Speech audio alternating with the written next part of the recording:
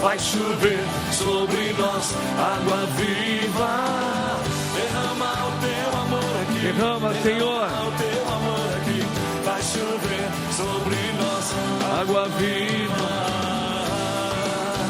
Ó, bela música, hein? Show de bola. Conhece esse cantor aí? Fala que é o padre, né? Ó. Senhor, eu quero obedecer. Que bonito, hein? Sou fã desse padre aí. Gosto dele, hein? Tem a voz bonita, né, ô Barbá? Isso aí, gente. Nesse clima de derrama seu amor aqui com um padre topetudo. Então nós vamos começar aqui esse programa maravilhoso aqui, tá bom? Nessa sexta-feira diferenciada, tá bom? O padre tá muito feliz.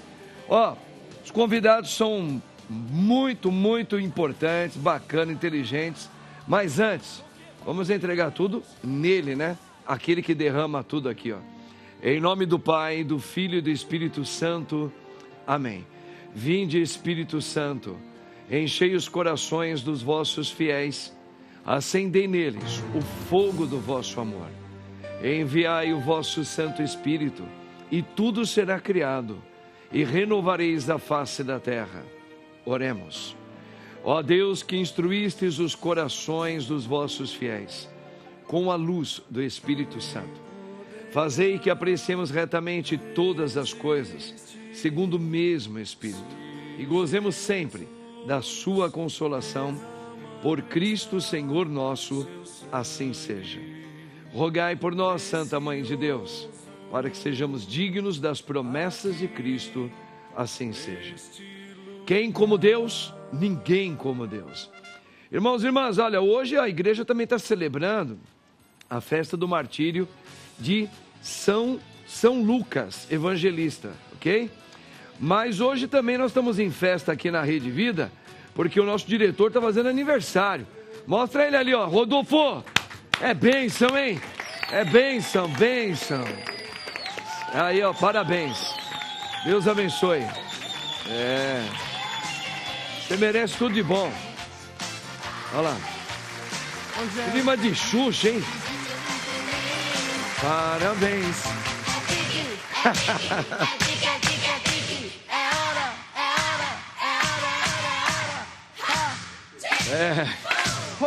É isso aí, gente. Grande Rodolfo. Gente, olha só os nossos convidados de hoje aqui, ó. O padre tem aqui pela primeira vez no meu programa, ela, que é reumatologista, nada mais, nada menos que a doutora Jaqueline Barros Lopes. Doutora Jaqueline, seja bem-vinda. Prazer tê-la aqui, viu? Seja bem-vinda. Obrigada. Tamo junto sempre. Prazer é meu estar aqui. Ela já veio aqui no meu programa. Ela é uma baita de uma psicóloga, né? Estamos precisando de bons psicólogos como ela. E eu tenho a alegria de ter ela aqui de novo, a Elisângela Niná. Diz, Deus abençoe, Elisângela. Deus abençoe. Seja bem-vinda. Maravilha. Ele é endocrinologista dos bons, tá? Já veio aqui no meu programa algumas vezes, eu quero sempre mais aqui. Claro, ele podendo. Doutor Antônio Nascimento. Prazer. Seja bem-vindo, doutor. Tamo junto sempre. Sempre é uma honra estar aqui. É bom estarmos aqui com o senhor também. Tamo junto. Fala o senhor por respeito. A gente é brother do padre aqui. Tamo junto sempre. E ele, né? Super jovem jornalista dos bons e criador de conteúdo para YouTube. Nada mais, nada menos do que Rufus Júnior. Tá aqui, ó. Tem pra ninguém não. Maravilha. Gente, vamos ver um pensamento do dia? Bora? Quero ver aqui o pensamento de vocês. Olha aí. A medicina é uma arte cujo maior poder está em inspirar esperança. Olha lá, tá vendo? Vocês concordam? Você acha legal essa frase sobre a medicina? Porque hoje nós estamos falando de São Lucas. São Lucas foi médico, né? E hoje hoje é o dia do médico. E parabéns aos médicos, doutores aqui, ó, estão aqui. Psicóloga também é uma doutora, por que não? Área da saúde. Na área da saúde. Parabéns para todos vocês. Tá? A medicina é uma arte cujo maior poder está em inspirar esperança. É isso mesmo, senhores, principalmente vocês que trabalham com a arte da saúde? Como é que vocês acham que isso é? A esperança está muito embutido nisso? Eu acho que a partir do momento que que a gente procura o bem-estar e procura a cura, tem uma esperança, porque assim, ninguém gosta de ficar doente, né? Então, eu sempre falo que assim, ninguém quer ir na consulta do médico. A gente gostaria de ir no salão, no cabeleireiro, mas... Ainda bem que vocês médicos têm essa consciência, que não é gostoso ir no médico. Não é. Então, assim... mas hoje em dia a gente está falando muito em prevenção, né? E aí a ideia também é evitar a doença, né? As pessoas não ficarem doentes. Eu acho que essa é a ideia maior. Eu não quero as pessoas doentes, eu quero evitar que as pessoas adoeçam. Então acho que ela está com essa pitadinha, juntamente com a esperança, porque a pessoa, infelizmente, a gente só vai procurar o médico quando a gente está doente. Mas está tendo sim esse advento das pessoas se prevenir, né? A gente quer ter uma vida, o homem está vivendo mais, então você vai procurar, às vezes, porque você não está doente, mas eu quero me prevenir. Então, a questão não é só a esperança, é uma questão de longa vida, né? É isso.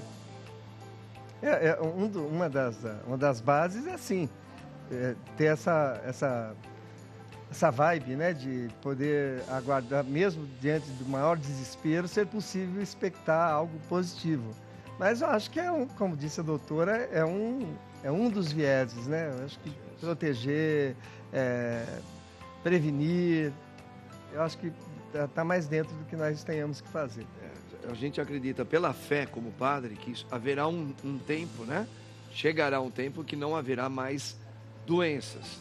Por isso nós não precisaremos mais dos médicos, mas não neste mundo, mas pela nossa fé cristã, no mundo que Deus preparou para nós. Porque aqui é onde a gente vai ter a doença, onde a gente vai envelhecer, onde a gente vai ter os sofrimentos, é aqui nesse mundo. Mas no mundo vindouro, segundo o nosso Senhor, e eu creio nisso firmemente, nós não teremos mais doença nenhuma. Ele é o médico dos médicos e ele inaugurou o céu para todos nós lá. É isso mesmo? Que bom. É isso aí. Vamos então à primeira... Olha, tem alguma enquete? Tem enquete, né? Ó, nesse dia que é do médico, então a nossa enquete é a seguinte, ó. Qual o santo padroeiro dos médicos? Vamos ver se você prestar atenção no padre, hein? É São Lucas ou São Luís Gonzaga, hein? Opa! Pode ser um dos dois, hein? Uma coisa, os dois têm igual, são santos. Agora precisa saber qual dos dois é o protetor dos médicos aí. Vamos aqui, ó. Vamos ver a primeira notícia do dia aqui, pra gente acompanhar. Eu quero ouvir a opinião aqui, ó. Vida saudável. Sobrepeso e obesidade podem atingir 75% dos brasileiros nos próximos 20 anos. Sobrepeso e obesidade. Olha, gente, doutor, realmente a gente percebe que eu acho que tem muito a ver também, apesar que o brasileiro sempre foi, vamos falar do brasileiro, né? O brasileiro sempre foi acima do peso, sempre comeu demais, mas ultimamente eu acredito que isso aí ficou bem pior, por causa do sistema atual que nós estamos vivendo, né? É um pouco disso. Essa projeção é uma projeção óbvia, não existe nada. Há pouco tempo, no Congresso Internacional de Obesidade, realizado aqui em São Paulo, um trabalho muito bonito, mas fácil, de carta marcada, demonstrou que em 2044 seremos 50% dos indivíduos adultos obesos, 50%. Apesar de toda a consciência que vem se trabalhando, quer dizer, consciência, a questão... recados para o mundo de uma vida melhor. Mas a questão toda é a seguinte, nós temos que os pilares para a obesidade, os básicos, os mais importantes, é o sedentarismo e a questão da dieta, o fast food. Certo. Inegável, a gente sabe que são os dois pilares mais importantes. Isso.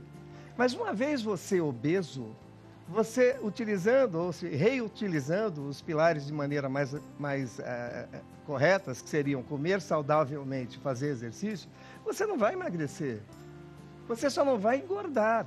E o que os governos, inclusive o nosso, faz, e desde 2006, quando nós éramos, a população adulta em 11,8% de obesos, 15 anos depois, em 2021, nós éramos 22,4% de obesos. A população aumentou também, né? Não, mas percentualmente, nós aumentamos. O governo, durante esses 15 anos, a única coisa que fez foi tentar atacar, de maneira bem inocente, aliás, inócua, os pilares principais da obesidade. Olha, você tem que comer melhor, não deve tomar refrigerante, deve fazer mais exercício. Inclusive, houve uma melhora substancial nisso. Sabe o que aconteceu? Nada. Nós temos que tratar a obesidade. A obesidade é uma doença plurifatorial. Evidentemente, são várias causas, os 2 pilares principais são esses, mas você tem que tratar, porque se você não tratar, você não resolve a obesidade. E o tratamento não é simplesmente você ter um hábito alimentar diferenciado. Se você o fizer desde o teu início de vida, ok, mas uma vez que você escangalhou o teu processo de administração calórica, acabou.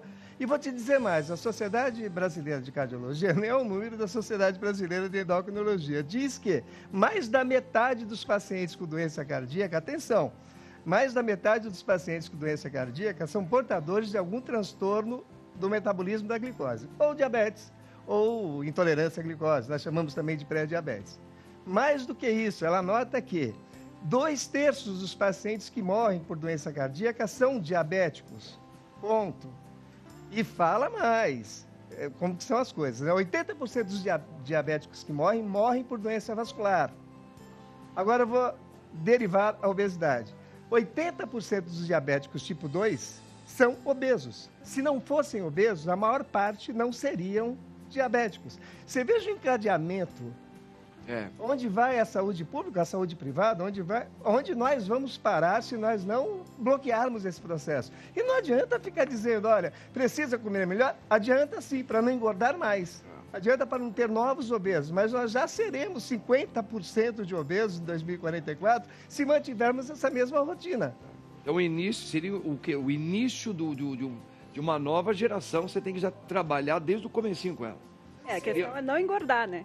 Para não engordar. Eu brinco que a maneira melhor de você emagrecer é não engordar, porque uma vez que você tem engordado, você desenvolveu a doença.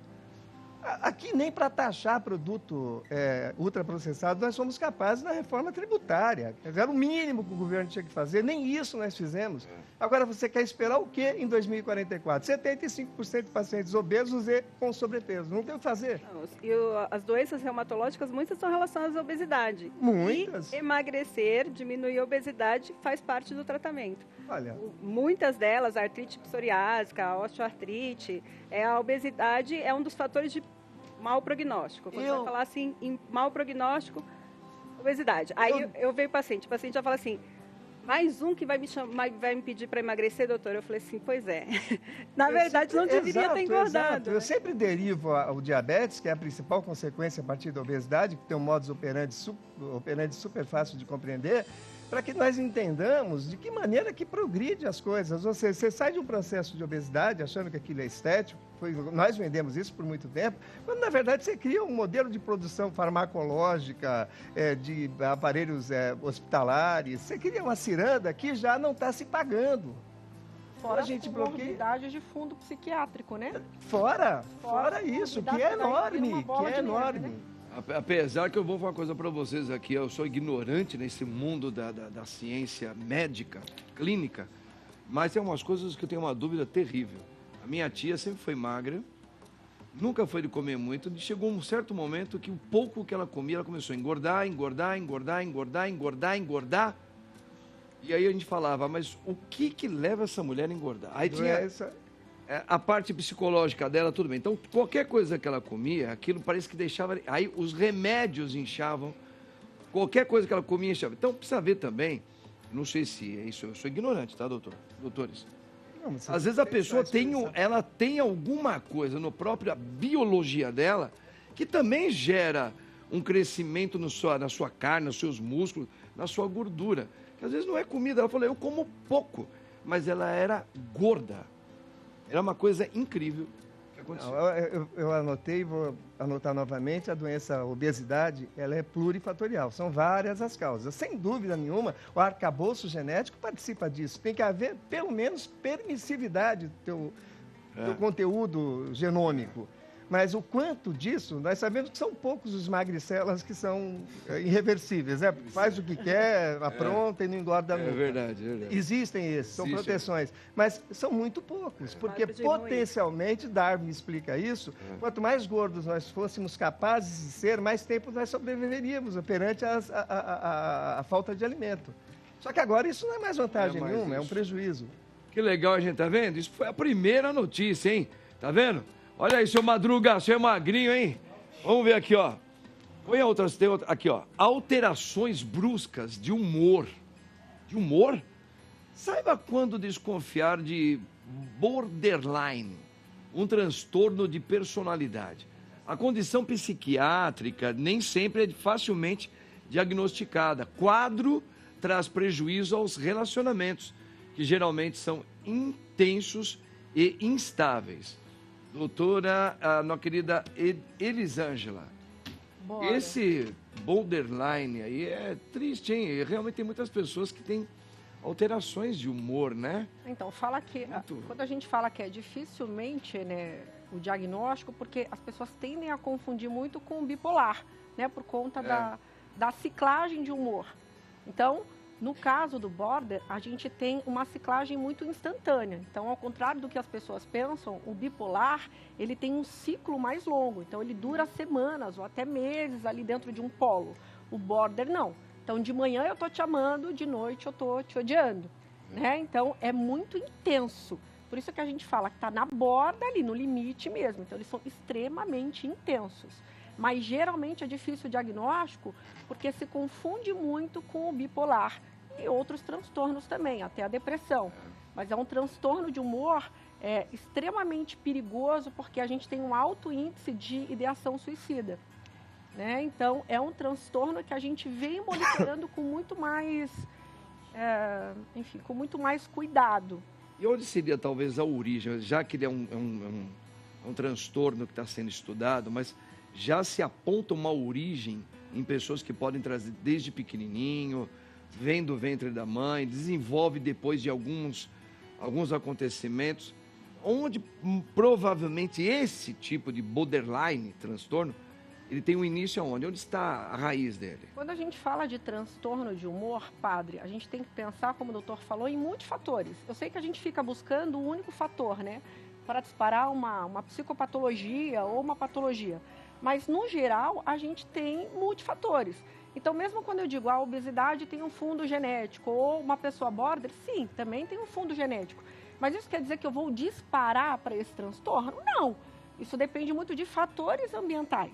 Né? Então, eu posso ter aqui, né, parentes que dispararam para o transtorno, mas não necessariamente quer dizer que eu vou disparar. Né? Isso depende muito do tipo de ambiente que eu vivo. Assim como obesidade. Tá? Eu tenho uma mãe gordinha, tá, mas e como é que está esse ambiente? Como é que eu me relaciono com o alimento? Então, a gente tem que tomar cuidado, porque quando a gente fala de fundo genético, né, então, eu tenho aqui um fator genético. Isso não é uma sentença. A gente pode driblar isso. Então, sim, tem um fundo genético. Mas, na verdade, a gente está falando de multifatores. A gente está falando de um transtorno de personalidade. Então, por isso que a gente tem que cuidar da nossa saúde mental, porque nós somos humanos. Somos seres complexos, né? Então, eu preciso cuidar de mim como um todo. Porque eu acho que conhecer 100% a causa é uma coisa. Você ter um conhecimento, mas que ele não te dá 100%, a gente escuta muitas coisas que confundem a gente. Isso aí é de herança. Às vezes não é, que você acabou de falar. Às vezes não significa porque a mãe teve, que eu preciso também ter esse gatilho. Vamos pensar assim, eu tenho um parente que tem, mas aí eu vivo num ambiente mais tranquilo, me relaciono bem, eu não vou disparar. Mas se eu estou em relacionamentos tóxicos, as minhas interações sociais são muito catastróficas, eu tendo a disparar para o transtorno. E se confunde muito, né, doutora? Você está falando, eu estou lembrando de uma história que tem lá no meu canal, de uma mulher que ela foi diagnosticada com borderline e depois, eu tô rindo de nervoso, não tem graça essa história. Ela foi depois de passar por um perrengue muito grande. Por quê? Ela era viciada em seduzir homens, viciada, mas só seduzia, ela não queria nada com eles. Então ela gostava que mexesse com ela, tinha obra cheia de pedreira, ela passava em frente, porque ela queria sentir aquela adrenalina. Só que ela é casada. E aí ela fazia isso de manhã e quando ela chegava à noite em casa, ela sentia uma culpa terrível. E aí aconteceu isso que você falou, ela tentou, né, o suicídio e tal, e acabou sendo internada, e nessa internação ela foi diagnosticada com borderline. E ela falou pra mim, Rufus, eu jamais imaginei que eu querer ser, eu achava até que eu era narcisista, mas borderline, jamais. E lá, inclusive, quando ela ficou internada, e quando você tenta suicídio, você fica um tempo sendo assistido. Ela teve outros surtos, ela achou que estava no Big Brother, ficava falando com o Boninho, mas no final ela foi diagnosticada com borderline. Eu tô comentando isso porque quando você ouve uma história dessa, quando ela estava me contando, eu pensava, nossa, essa moça é bipolar. Para no final da história ela me contar, meu diagnóstico é borderline. Mas isso tem tratamento? Tem, lógico que tem. Mas não chega uma cura, chega um controle, é isso? Quando a gente fala de transtorno de humor, a gente não pode falar de cura. A gente fala em remissão. Mas a pessoa ela pode ter um bom tempo de remissão. Então, ela pode ficar anos em remissão. Mas o tratamento padrão ouro é terapia cognitiva comportamental e, se necessário, a intervenção medicamentosa também. Mas tem que olhar a vida inteira, né? Tem que olhar toda a vida inteira, porque geralmente vem com comorbidade também, né? Esse é o problema, nunca vem sozinho, né? Nunca vem Então, sozinho. Muitas vezes vem com doenças reumatológicas. Também. Que tem algumas doenças reumatológicas já está bem comprovado que tem os gatilhos emocionais.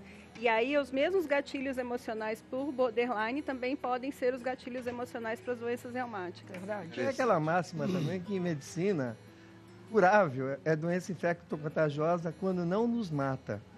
O resto é tratável, é o que ela está dizendo. Vai controlar, de repente vai ficar muito tempo, de repente a vida inteira, sem precisar de...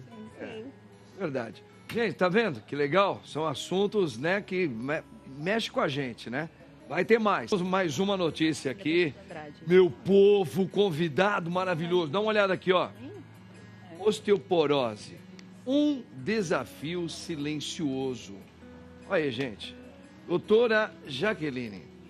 Esse aí muita gente tem. Minha mãezinha tem esse problema aí, a gente fica com medo quando ela cai. E ela assim, é um desafio mesmo, né? Acho que seria legal assim. O que leva? É só a idade que pode levar a osteoporose? É mais comum? Ou qualquer pessoa de qualquer idade pode ter esse problema? E por quê? Então, vamos de novo falar na questão da prevenção, né? Então, assim, primeiro que é claro que tem um fator genético. Então, não é todo mundo que envelhece que vai desenvolver osteoporose. Uhum. Todo mundo vai perder osso depois dos 25 anos de idade. Assim, na verdade, a gente ganha osso até os 25 anos de idade. As mulheres, elas mantêm a massa óssea dos 25 anos até a menopausa. Quando chega na menopausa, ela tem uma perda drástica, porque cai o hormônio, cai bastante. Chega a cair 10% da massa óssea no primeiro ano de menopausa. E os homens, eles vão perder massa óssea por conta da idade depois dos 70. Então, as mulheres têm os dois picos de queda. Primeiro, depois da menopausa, e aí, quando chega aos 70, eles ficam igual aos homens e perdem massa óssea. Então, todo mundo vai perder osso. Então, a primeira coisa que eu falo é, a gente tem que chegar aos 25 anos rico em osso. Tá? Porque se você chegar rico em osso, você pode ter a genética que for, mas você, na hora de perder, você não vai ficar pobre. Concorda? Concordo. Então é assim. E como fazer para a gente ficar rico em osso? Então assim, tem uma ingesta, então tem aquela coisa do leite que não Primeiro sei o quê. viver, né? Primeiro tem que viver, conseguir viver. Tem gente que tá morrendo cedo aí, hein? Não, mas vamos lá. Até os Eu 25 entendi. anos, né? É só Vamos lá. pra- Então assim, ter uma ingesta de leite e derivados de cálcio adequada. Não é fácil. Estou te falando que eu tenho 2 filhos em casa e o meu mais velho não gosta de leite. E tem toda aquela questão agora, né, que fala assim, porque o leite, porque eu ouvi esses dias de um paciente que falou assim, mas os animais, eles não ficam tomando leite depois que desmamam. Eu falei, os animais vivem quanto tempo? De tempo, né? Entendeu? Então, assim, uma coisa é a pessoa que tem intolerância à lactose, uma coisa é a pessoa que tem alergia à proteína do leite. Esse sim, a gente vai ter que buscar alguma alternativa. Mas para quem não tem alergia, né, não tem intolerância, não tem porquê, gente. Porque restringir leite. Porque assim, a gente consegue cálcio por outras fontes? Consegue. Mas a gente tem que praticamente viver com pé de brócolis todos os dias. Entendeu? É difícil.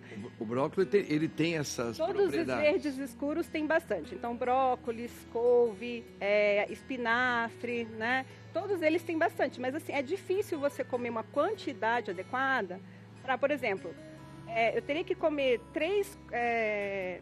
12 colheres de sopa de brócolis equivalem a 200 ml de leite. Uau!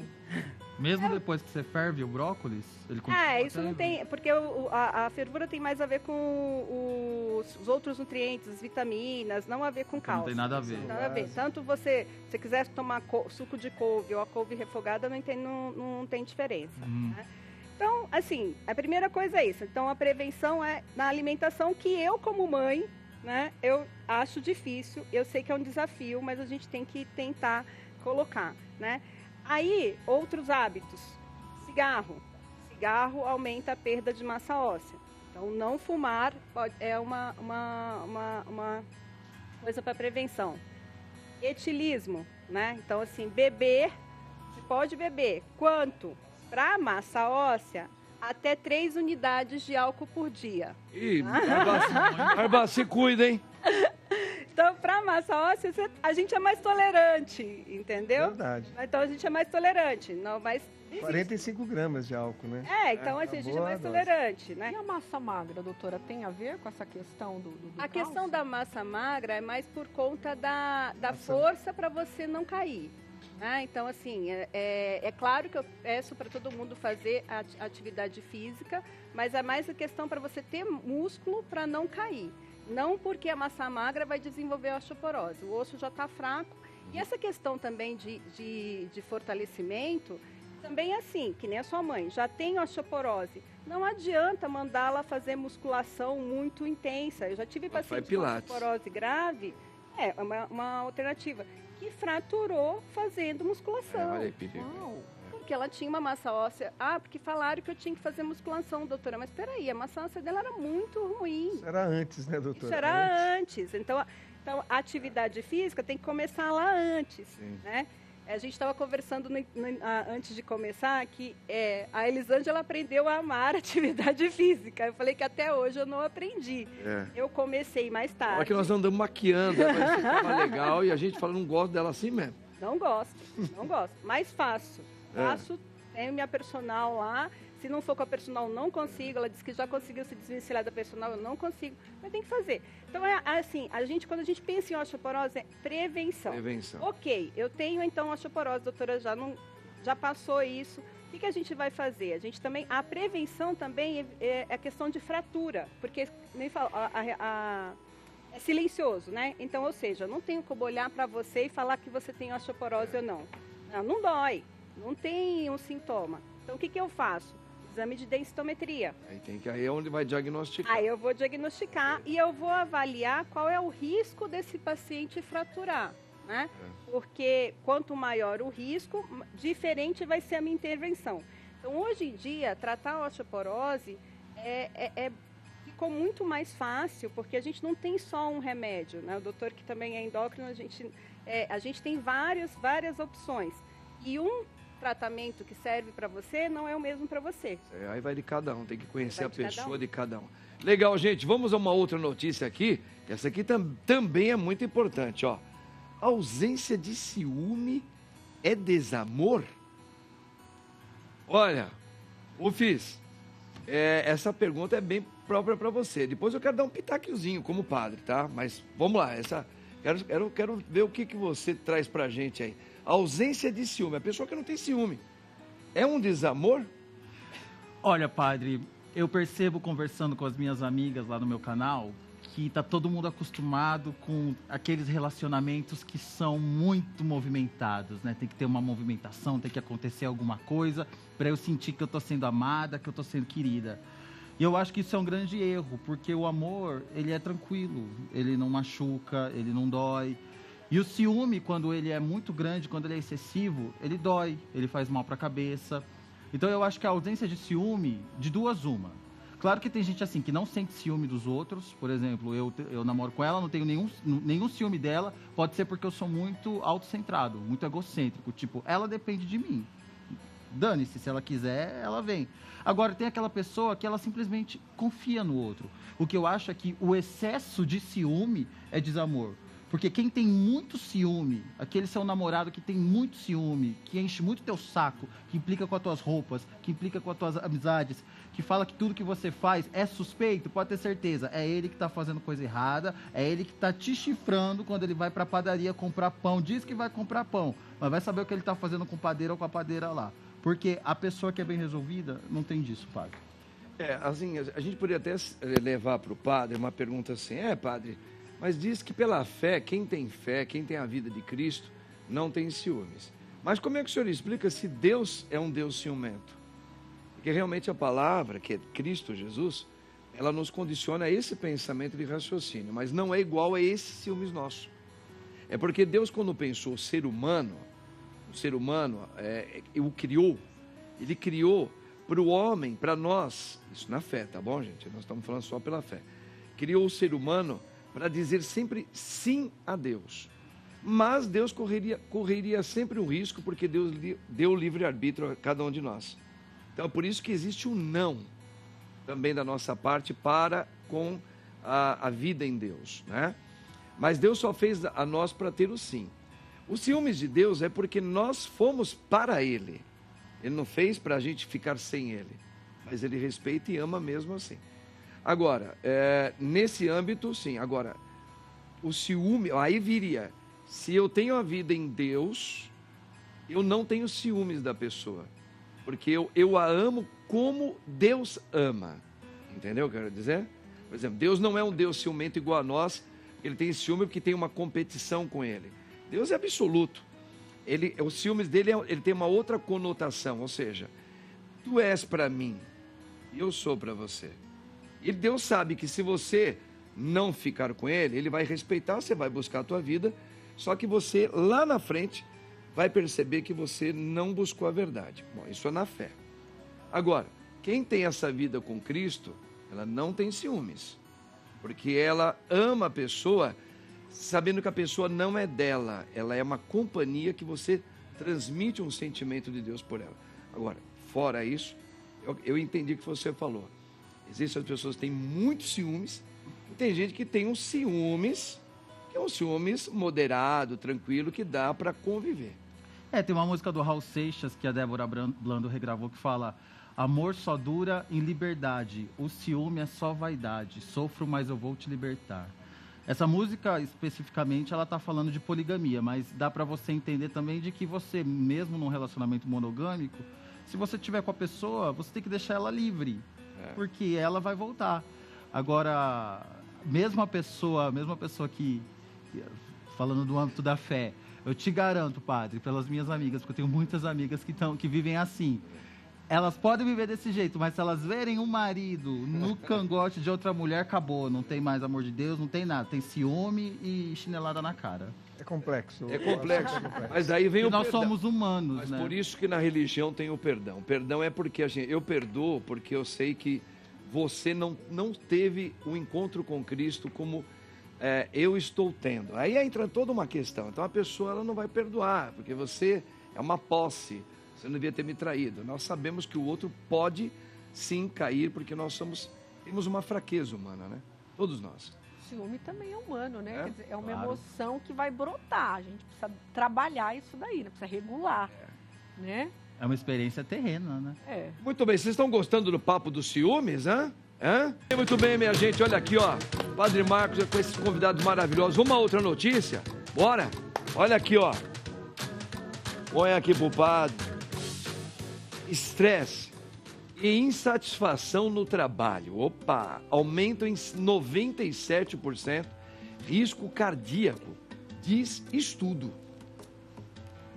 Doutor? Primeiro assim, já vou atropelar você. Não, pode falar, aqui. Primeiro assim, quando a gente fala que aumenta em 97% o risco cardíaco, não é nada extraordinário para a gente sair correndo do emprego, porque não está bem lá, né? Mas dobrou, né? Eu tenho uma chance 2 vezes maior do que você de ter um evento cardíaco ou de ter patrocinado uma patologia cardíaca. É super importante, sim. Os 5 pilares, existe estratificação, a cardiologia estratifica isso sobre vários pontos, né? Mas podemos pegar 5 para simplificar para a audiência. 5 pilares para o risco cardiovascular, não é exatamente só o risco cardíaco. Tabagismo, sedentarismo, hipertensão arterial, diabetes e dislipidemia. Dislipidemia o que é? Colesterol e triglicéridos elevados. Então, esses 5 itens, eles são assim a base, ainda que para estratificar risco cardiovascular, nós temos outros itens para estar apontando. Quando você tem uma insatisfação pessoal, independentemente de ser um trabalho, o trabalho é muito intenso, porque quando você começa a conviver com essa insatisfação, ela vai se perpetuando. Você leva para casa e volta com aquilo para o trabalho. Você atua, pelo menos, numa base fácil de compreender, a liberação de hormônios relacionados ao estresse. O principal deles, a doutora sabe tanto quanto eu, é o cortisol, que nós conhecemos aí no mundo da farmacologia, das farmácias, como corticoide, né?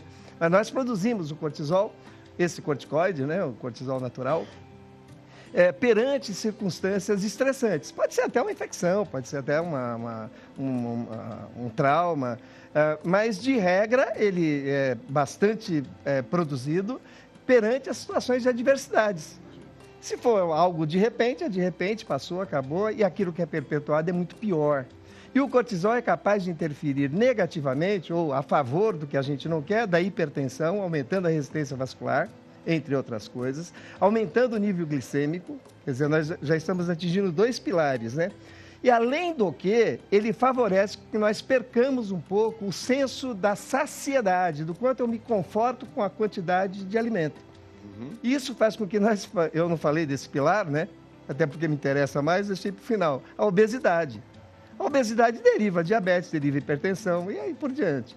Então, na verdade, o bem-estar, que aí é da doutora também, que falou tanto, ele também dizendo sobre isso, é muito importante a questão do condicionamento, da saúde mental, para você não ativar, ou melhor, ampliar e amplificar os pilares do risco cardíaco. Ela gosta muito do trabalho que ela faz, digamos, eu sou apaixonado pelo...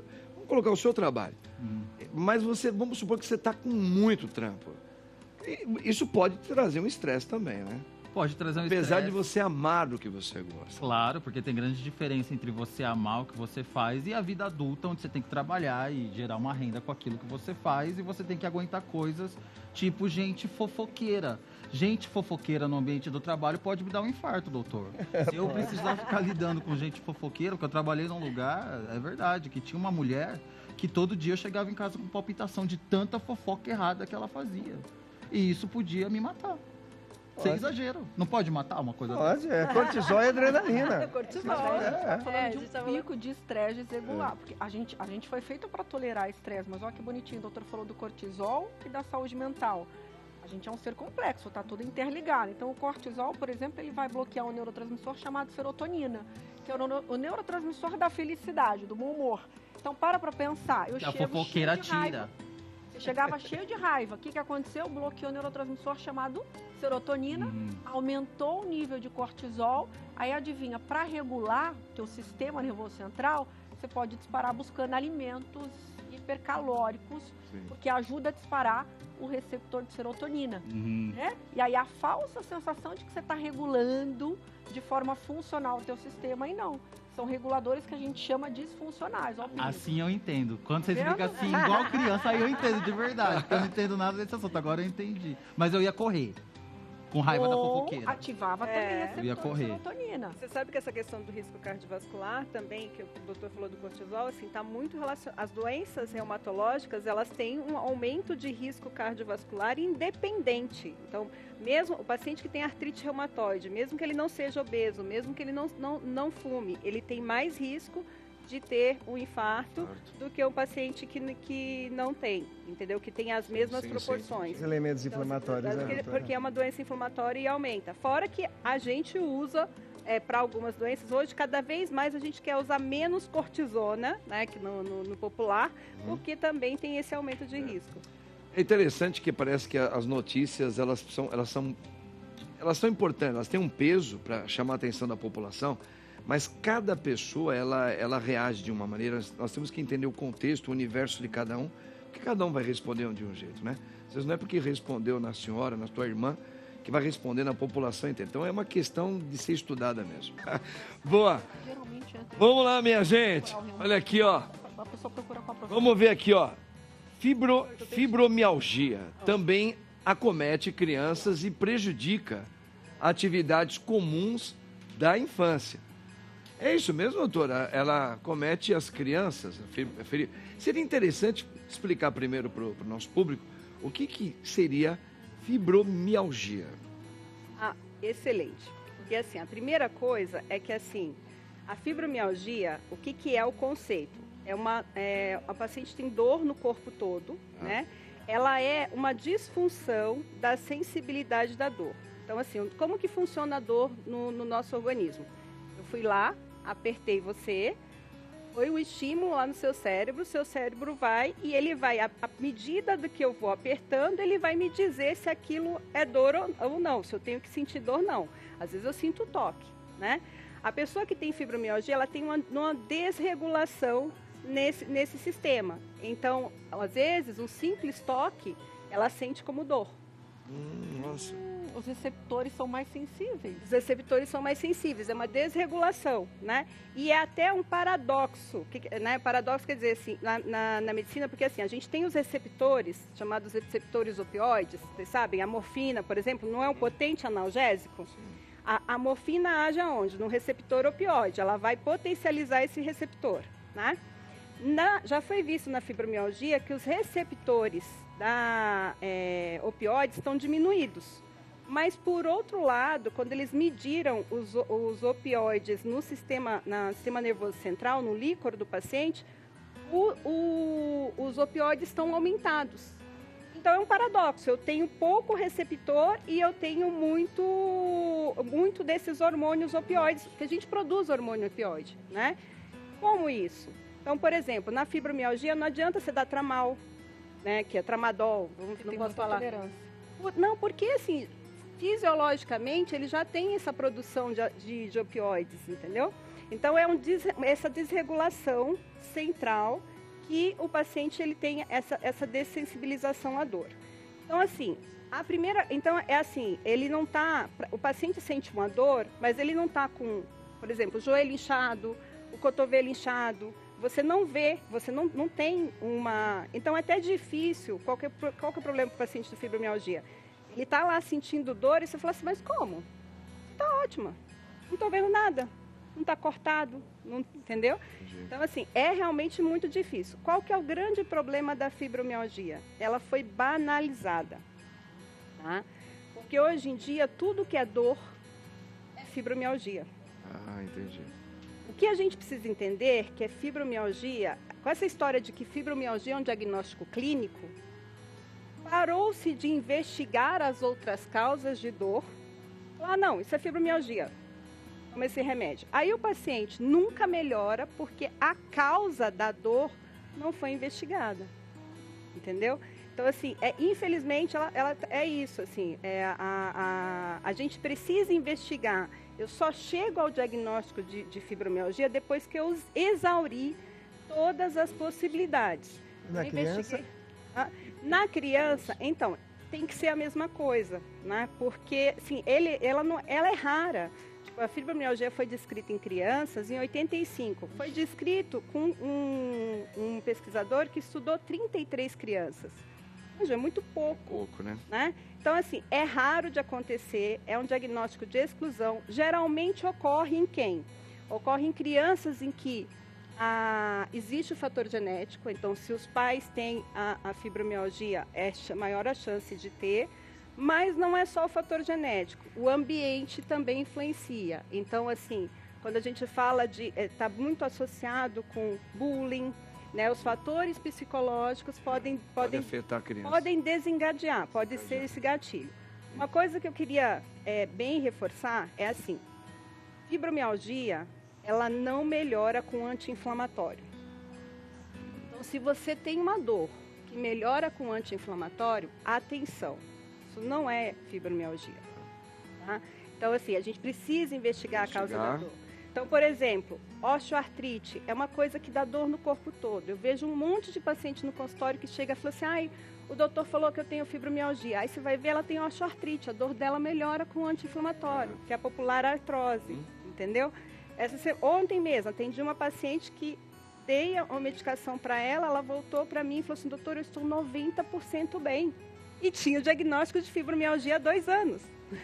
Né? Que coisa. Então, na criança, é a mesma coisa. É raro, tem que investigar outras causas. Como é feito no adulto também. Como né? é feito no adulto. Legal, gente. Olha aí, uma aula, hein? Que bacana. Dá uma olhadinha nessa outra questão aqui, gente, ó. Espionagem de celular. Saiba se monitorar o dispositivo do parceiro.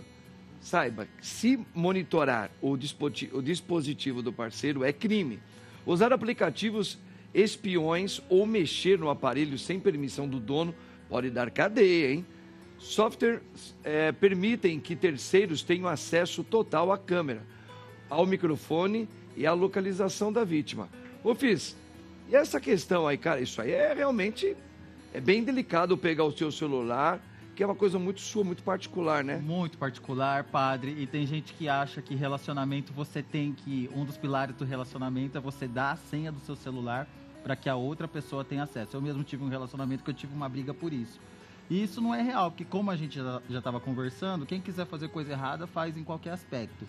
E meninas, é crime ficar clonando o celular dos outros. Eu tô rindo de nervoso, porque eu sei que é muito comum isso acontecer. Tenho várias amigas, padres, que descobriram traições assim, mas é crime. Mas uma amiga minha, contando uma fofoca, ela foi espionar o celular do marido dela e descobriu que ele fazia parte de um grupo chamado Esposas Nuas Dormindo. E aí ele mandava foto dela dormindo nesse grupo de esposas nuas, que várias pessoas do mundo inteiro mandavam. Então, pela espionagem, ela descobriu isso, foi lá e registrou um boletim de ocorrência contra ele. Mas não é certo. Não pode, porque você pode ser preso. Ele pode também fazer um boletim de ocorrência contra a atitude dela. O Diamante não teve coragem. Que no desfecho da história ele não teve coragem, porque o dele era muito pior, né? Ele pegava fotos dela dormindo nua e mandava no grupo, que vários homens pervertidos do mundo inteiro ficavam lá fazendo a mesma coisa. Imagina, seu marido, o homem que você confia, fazer isso. Mas não pode. Eu quero deixar claro que não pode, tesouro. Não pode clonar o celular de ninguém. E é crime. E pode ser preso, inclusive. É que ser preso no Brasil, né? Tem tanta gente aí fazendo coisa pior que não tá. Mas assim, você vai ficar ficha suja porque você tá desconfiada do seu marido? Não, gata. Você investiga de outra maneira e qualquer coisa você dá um pé na bunda dele, como diz nosso amigo Padre Patrick. Não, isso é... Boa. É psicólogo agora. Hã? Agora nós vamos ter... Além de ser traída, a pessoa ainda vai ser presa. Presa? Não, que humilhação, cara. Pensou você chegando lá na prisão, na cela, várias mulheres. Tá aqui por quê? Caiu por quê? Ah, porque eu clonei o celular do meu marido que eu tava sendo traída. Além de corna, tá presa, tá ilegal. Que não pode. É que é tão acessível essa coisa de clonar o celular que as pessoas estão... Você só procura no Google um tutorial e faz. Mas não pode. Já é a 5ª vez que eu falo, porque não pode, que eu sei que é comum. As pessoas têm mais preocupação em ficar presa do que trair, né? Do que ser traída. Do que ser traída. Bom, gente, ó, tá vendo? O nosso tempo já terminou, o padre vai ver agora o resultado da enquete. Vamos ver se o povo entendeu aquela introdução que o padre fez, hein? Qual o santo padroeiro dos médicos? No catolicismo é esse aí mesmo, ó. É São Lucas. 80% do povo falou que é São Lucas. Mas teve 20% que falou que era São Luís Gonzaga, hein? Não viram São Luís Gonzaga é o santo protetor da juventude, dos jovens, tá? Parabéns aí a vocês. Gente, muito obrigado. Ufis, Deus abençoe. Obrigado, querido. Gostei. Volta de novo. Valeu, Doutor, gostei. Volta de novo. Volta, gostei muito das bom. suas colocações. Foi muito legal, tá? Elisângela, Deus abençoe você também, querida, tá? Gente, um bom final de semana e domingo, um novo dia, uma nova história e que Deus abençoe você. No nome do Pai, do Filho e do Espírito Santo. Amém. Tchau, gente. Tamo junto.